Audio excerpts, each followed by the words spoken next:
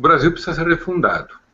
Isso me parece muito claro, para mim está absolutamente claro, está tudo apodrecido.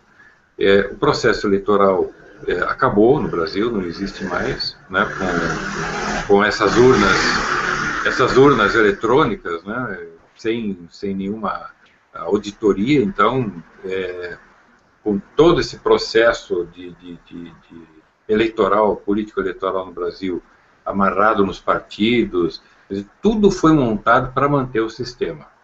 Tudo foi montado para manter o sistema. Então, é preciso realmente fazer alguma coisa diferente, pensar fora da casinha, né? E o federalismo é uma proposta de pensar fora da casinha, porque, federalismo pleno, no caso, porque ao desconcentrar os poderes, você desmonta, você quebra a espinha dorsal desse sistema. A ideia de se propor o projeto federalista é exatamente pela necessidade de refundar o Brasil, né? O país precisa trocar de modelo e não apenas de partidos. Bom, o federalismo, meus amigos, nada mais é do que uma ferramenta de organização de estados nacionais, né? Existem 48 países sob o regime federativo no mundo. E a ideia justamente era de se dar autonomia aos estados, né, como entes federativos. O Brasil cometeu, em 1988, na Constituição, um gravíssimo erro, que é o primeiro artigo da Constituição, que diz que a União, a República Federativa do Brasil é formada pela união indissolúvel dos estados, municípios e Distrito Federal. Ele tem vários erros crassos na construção de uma federação já no primeiro artigo, porque a federação, de verdade, ela é formada por dois entes federativos, a União e os Estados Federados. Os municípios, eles pertencem aos estados.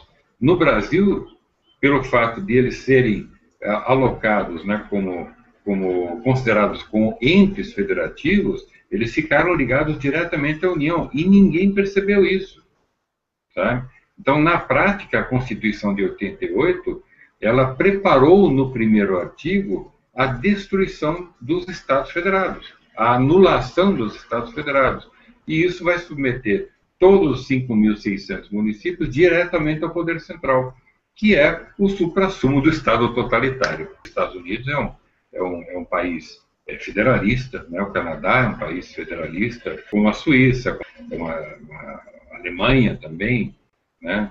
Todos eles têm os processos de federalismo, de federação ou federativo, né?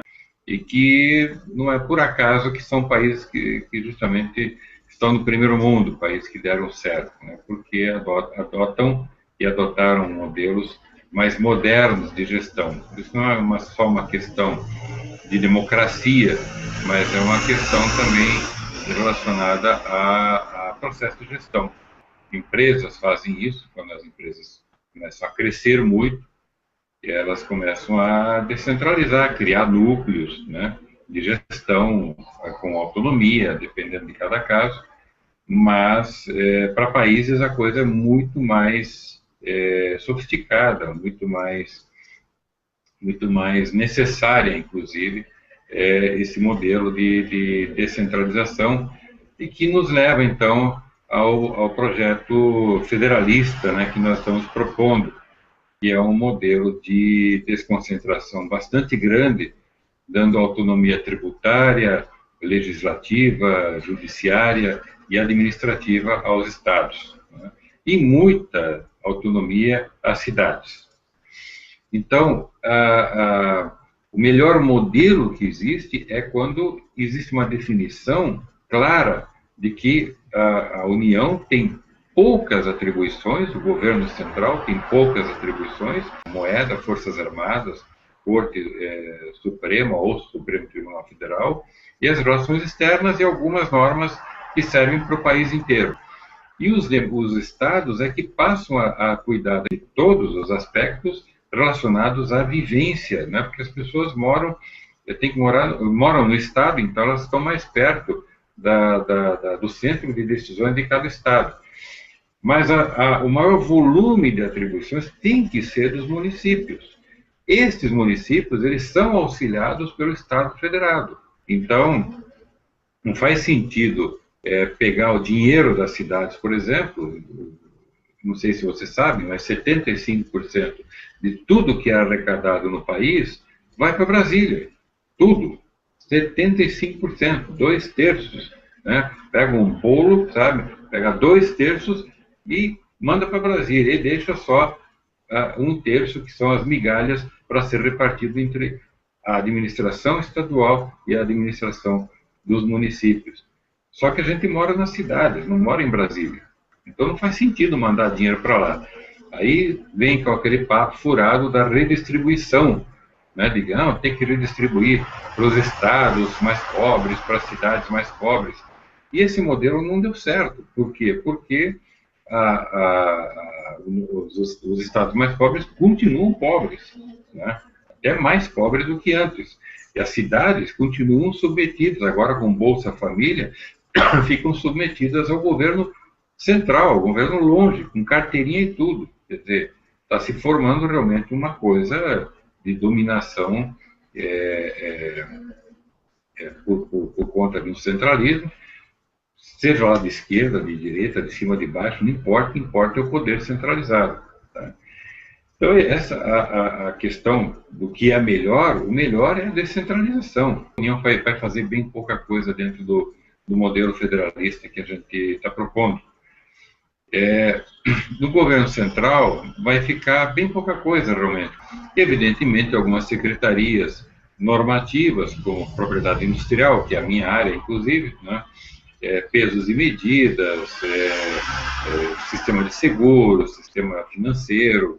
Então, essas coisas que tem que ter uma horizontalidade nacional, tem que se manter isso para que se mantenha uma harmonia, né, dos processos de entrosamento entre os estados e municípios em todas as situações nas quais nós vivemos. Né? Nós vivemos com pesos e medidas, vivemos com o sistema financeiro, vivemos com coisas que tem que haver uma interligação, inclusive o idioma. Né? Então, mas secretarias meramente normativas. Então, com isso se põe fim aos inúmeros ministérios. Só não chegou a 40 ministérios, ficou no 39, muito provavelmente para evitar piadas. Né? Então, com isso vai diminuir muito o custo do Estado Federal como um todo, né? E transfere todas as demais situações de saúde, educação, habitação, saneamento, infraestrutura, tudo isso vai para a esfera dos estados, vai para a esfera dos municípios. Os estados ficam, então, com as demais atribuições, né? Tendo autonomia tributária, tendo autonomia legislativa, poder fazer suas próprias leis, inclusive as leis polêmicas. E essas leis polêmicas, todas as leis que interferem na vida civil, devem ser discutidas e decididas pela população. E tudo sempre depende de um processo de liderança das pessoas da própria sociedade, da sociedade local. Né? Então, dessa maneira, a democracia ela começa a se aproximar mais das pessoas e se tornar um pouquinho mais genuína. Né? A democracia é uma ferramenta, ela não pode ser, é uma ferramenta para dentro do processo, né, de decisão por maioria, e que seja a menor maioria possível, e por isso que a ideia é fazer somente nos estados, não existir um processo de referendo nacional, plebiscitos nacionais, isso é perigoso até para a democracia. Né? Então a ideia é essa, realmente que cada estado possa fazer suas próprias leis e alterá-las quando achar que deve. E do ponto de vista das cidades, as cidades devem ter autonomia suficiente para adotar modelos de gestão política e gestão administrativa do jeito que achar melhor. Né? Então, nós temos aí mais ou menos uns 4.500 municípios com menos de 20 mil habitantes. Esses municípios eu entendo, e acho que qualquer pessoa entenderia, que não tem necessidade nenhuma de ter Câmara de Vereadores remunerada e muito bem remunerada, né? Eu poderia ter perfeitamente Câmara de Conselheiros Voluntários, como é no mundo inteiro, né? O Brasil, ao que eu sei, é o único país do mundo que remunera seus vereadores. Os Estados Unidos tem algumas cidades que remuneram, mas é a cidade que determina se o vereador vai ter alguma remuneração ou não. Porque é o pagador da conta que tem que decidir, né? E na gestão administrativa, os prefeitos poderão deixar de existirem e serem substituídos por gestores contratados, né? Então, a cidade forma lá um conselho gestor, né, uma pessoa jurídica da cidade, uma associação, um conselho gestor, seja lá o que for, uma companhia de desenvolvimento, e contrata um administrador urbano. Então, na prática, retiram-se os partidos da cidade, porque as cidades não precisam de partidos políticos, né? Nós estamos fundando um partido, mas é uma coisa absurda uma cidade ter partido político. Para quê? Né? Que partido político é para discutir questões ideológicas e não questões administrativas da convivência local. O sistema concentrado de poder faz com que exista e prevaleça uma plutocracia. O que é uma plutocracia?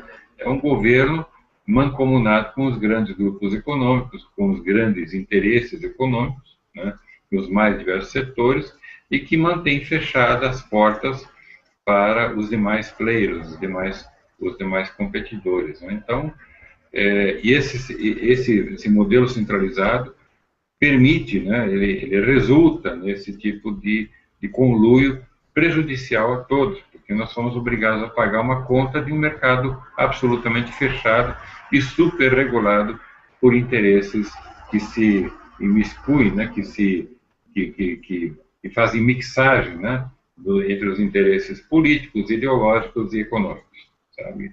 Então, o Brasil, inclusive, caminha, se já não está vivendo, uma espécie de neossocialismo plutocrático, né? A ideia, evidentemente, é fazer uma campanha de massa, espalhar pelo país inteiro o que é o tal do federalismo, né?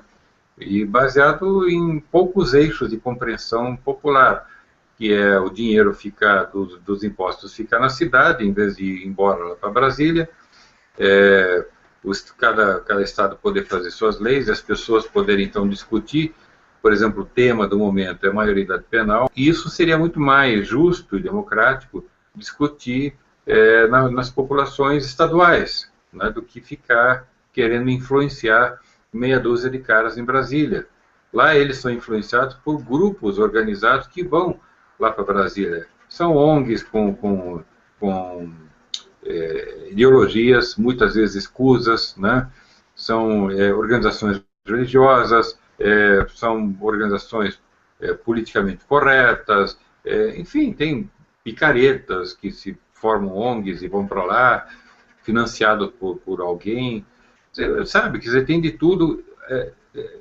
Esse pessoal chega lá e se diz como representantes da sociedade civil organizada e não sei o que mais. Pelo amor de Deus, eles inventam coisas assim que não representam a população. Não representa você, não representa a mim, não representa ninguém. Só eles mesmos, né? Então é preciso dar um basta nesse tipo de coisa.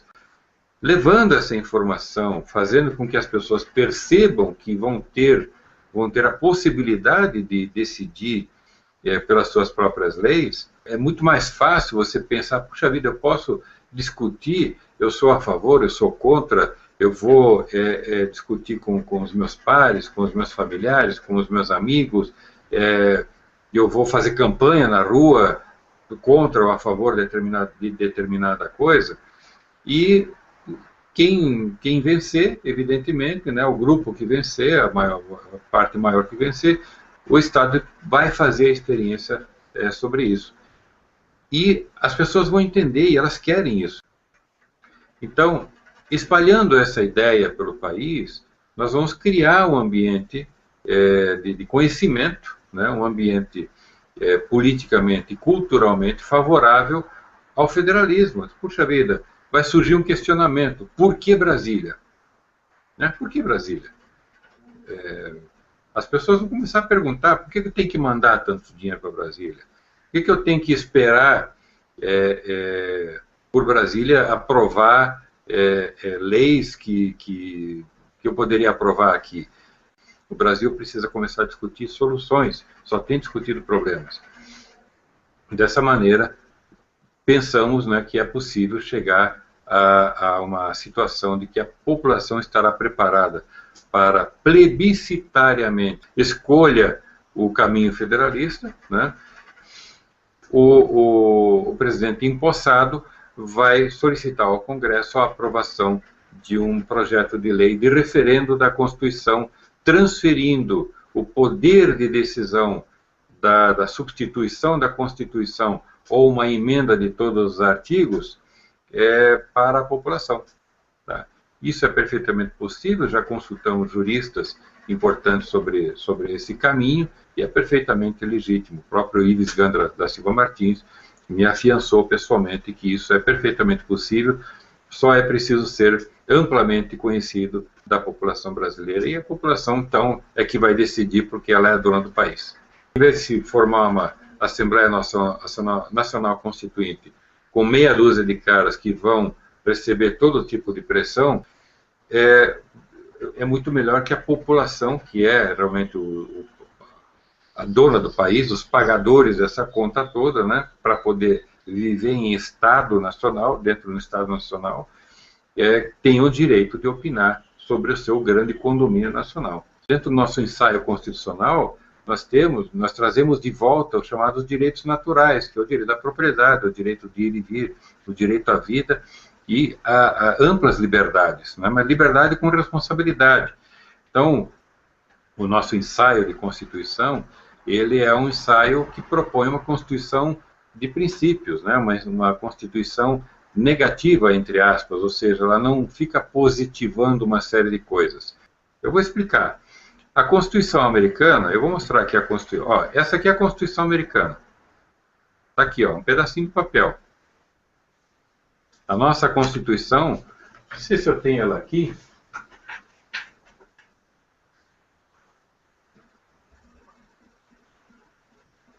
Bom, a nossa Constituição é mais ou menos isso aqui, é um livro, né? É um livro, sabe? Todo mundo acho que já viu. A Constituição americana, que tem 226 anos, ela é isso aqui, ó. Só isso aqui. Tem 7 artigos e 26 emendas, sabe? Então não tem razão de ser substituída, porque os princípios, eles permitem a evolução do direito, né? Porque o direito ele tem que evoluir de acordo com a evolução da sociedade. E quando você amarra demais, que é positivar tudo, tem que dizer nos mínimos detalhes o que é uma coisa, o que é outra coisa, o que é outra coisa e assim por diante, você nunca vai conseguir fechar todas as lacunas, né? Então tinha um sujeito chamado Mitnick, acho que Robinson Mitnick, alguma coisa assim, que foi o primeiro grande hacker, né, lá pelos idos de 95, 96, 97, e ele foi caçado, né, durante alguns anos pela Interpol, pela CIA, etc. Finalmente pegaram o cara, né? E daí a pergunta que surgiu lá, eles vão condenar com base no quê? Né? Vão julgar ele e condenar com base no quê? Qual é a acusação? A acusação é invasão de privacidade, que está prevista nesta Constituição, num artigo de 1776. É um princípio que fala da invasão, que é proibida a invasão de privacidade. Ponto, acabou, não importa. Invadir um computador, você está invadindo a privacidade. Essa Constituição aqui, ela continua desse tamanho, e nós estamos na 8ª Constituição, com 88 emendas. Por quê? Porque tem uma cláusula aqui nessa Constituição que diz que uma emenda constitucional só vai poder entrar em vigor se for aprovada por 4/5 dos estados. Simples. Por isso que só tem uma e com 226 anos. E nós temos 8 constituições, a última de 88, com 88 emendas. emenda constitucional se está se aprovando como se aprova portaria. O poder tem que ser muito dividido, muito multiplicado, né? Os centros de poder têm que ser multiplicados de maneira que ninguém possa se sobrepor aos demais, mesmo quem estiver em Brasília. Então é assim que tem que ser um país. É um país democrático, um país justo, um país livre, um país de sociedade aberta, um país que protege o indivíduo, que protege a propriedade, protege a liberdade, sabe? Então, na questão da liberdade, por exemplo, como é que você regula determinados aspectos da liberdade? Você simplesmente positiva aquilo que não pode. Você não é livre para matar, você não é livre para roubar, você não é livre para fazer determinadas coisas, sabe? Então você vai enumerando as coisas as quais você não tem liberdade para fazer, né? E essas coisas, evidentemente, são instituídas pela regra de ouro, né? Ou seja, a minha liberdade termina aonde começa a sua, sabe? Então, este é o princípio da liberdade, o verdadeiro princípio da liberdade humana, né? Da liberdade do indivíduo. É isso, minha gente. Eu estou à disposição, quando quiserem, tem o meu inbox lá no Thomas Kollontai 1, né, no perfil, ou lá no Thomas Kollontai no Figura Pública. Pode ir para o site chegadebrasilia.com.br ou pode ir para o site federalista.org.br, né? E vamos fazer o que tem que ser feito, sabe? Senão vamos ficar discutindo alhos com bugalhos durante muito tempo, e até que a gente já passou daqui também, os nossos filhos passam daqui, os tempos vão indo e o Brasil não se conserta nunca se a gente não fizer aquilo que tem que ser feito. Copiar a roda e não tentar reinventar a roda. Um abraço a todos. Fiquem com Deus.